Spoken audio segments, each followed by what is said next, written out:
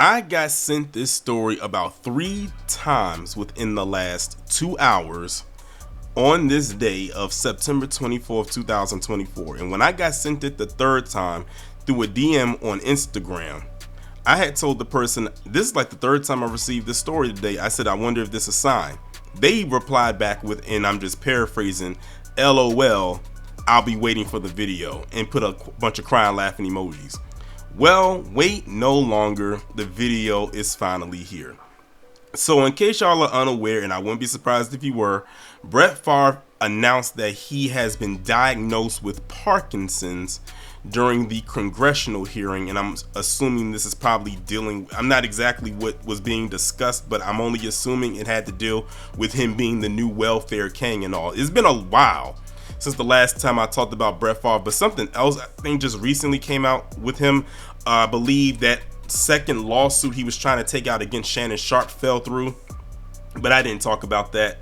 So I figured let's talk about this. If this is his way of trying to garner sympathy from me, well, me personally, I don't know how anybody else feels, he can forget it. This guy stole money from people who needed it and then tried to sit up there and lie and act like he didn't, even though there's mountains of evidence to prove that he did. Unfortunately, thanks to this so-called system, he still hasn't been criminally charged with anything. I don't know why they're dragging it out, even though it's pretty obvious.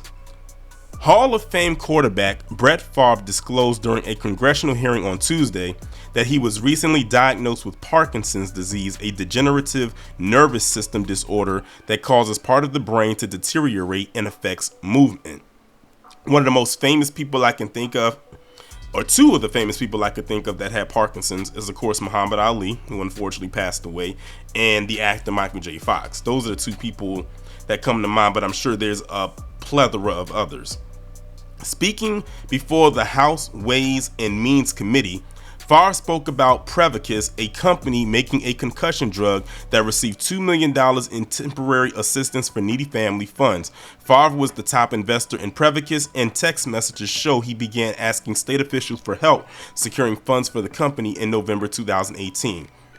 Sadly, I also lost an investment in a company that I believe was developing a breakthrough concussion drug I thought would help others, Favre said during the opening remarks. And I am sure you'll understand why it's too late for me, because I've recently been diagnosed with Parkinson's. This is also a cause dear to my heart. If this had been anybody else, I would feel bad. But with him, I feel nothing.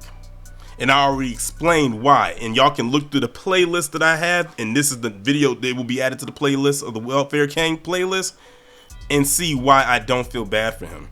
And I know why he's doing it. Again, he's trying to garner sympathy in hopes that maybe because he announces he has Parkinson's, that they'll take it easy on him or they'll be very lenient with him.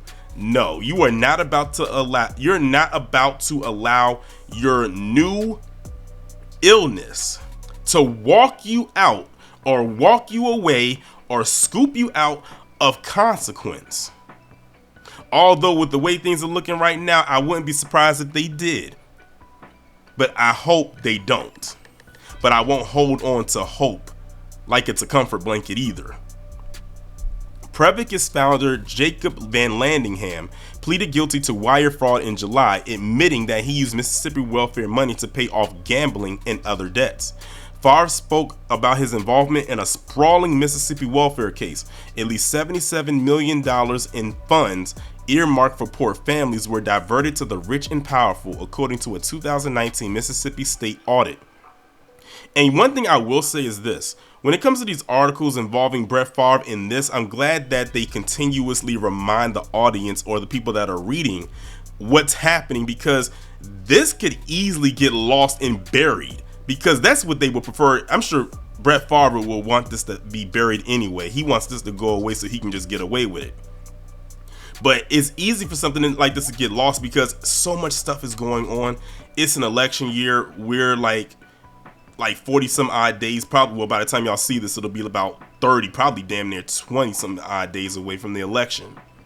So it can easily get lost in the shuffle of all these news articles and anything in broadcast, it's very easy, especially since this is a story that doesn't get pushed out there the way that it should.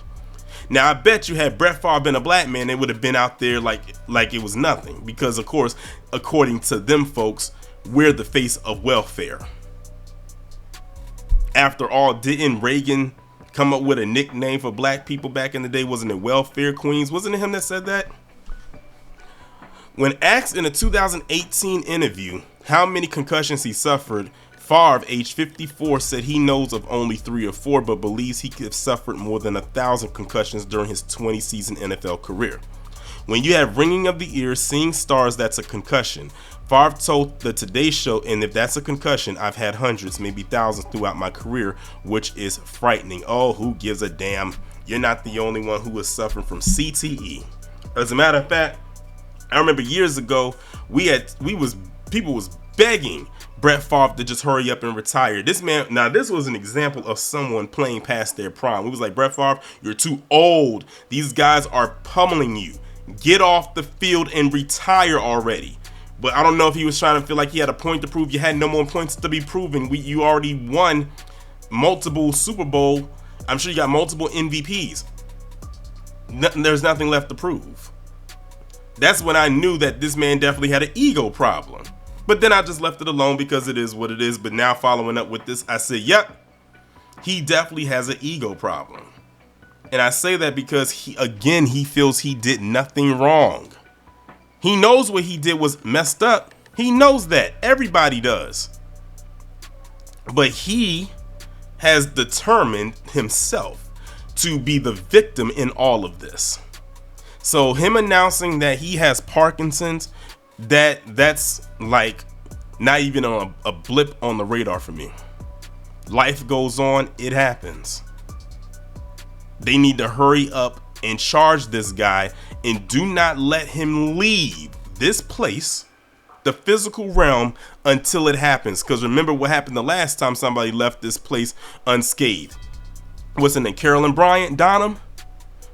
That woman faced no consequence. They let that woman die in peace and let her literally live out the rest of her days after they know what she did.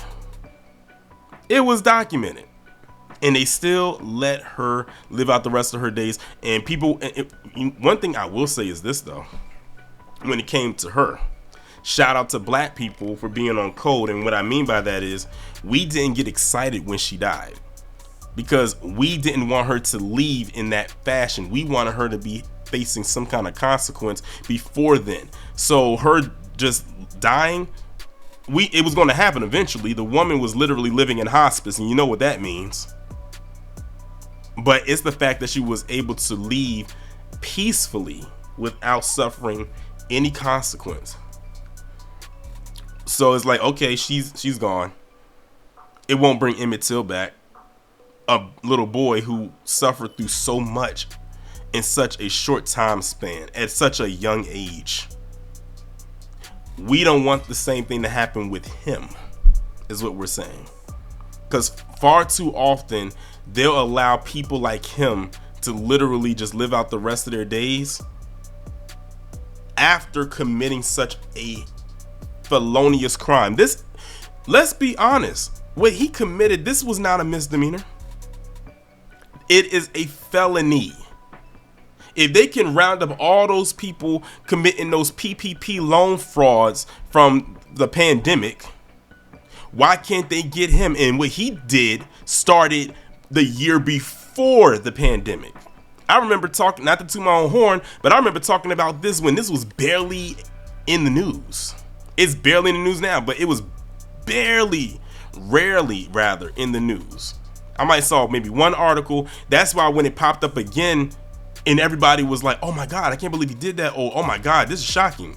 I sat back and said, I'm not shocked or surprised, not but because it happens typically, but because I already spoke about it. That's why I made a whole playlist about it too, because I didn't want these videos to be scattered all throughout my channel that you couldn't find them. That way, if you wanted some stuff about Brett Favre, just look in my archives. The playlist dates back like 2 years, maybe 2.5 years. So yeah, Brett Favre we know why you announced he had Parkinson's, because to be honest, he could have actually went through this whole congressional hearing without even saying he had Parkinson's. But because of what's on the line for him, he figured he mentioned it, and hopefully he'll garner some brownie points or some sympathy points, and people will feel bad for him. Most people, I'm gonna be honest with you, do not. A lot of people do not feel bad for this dude at all.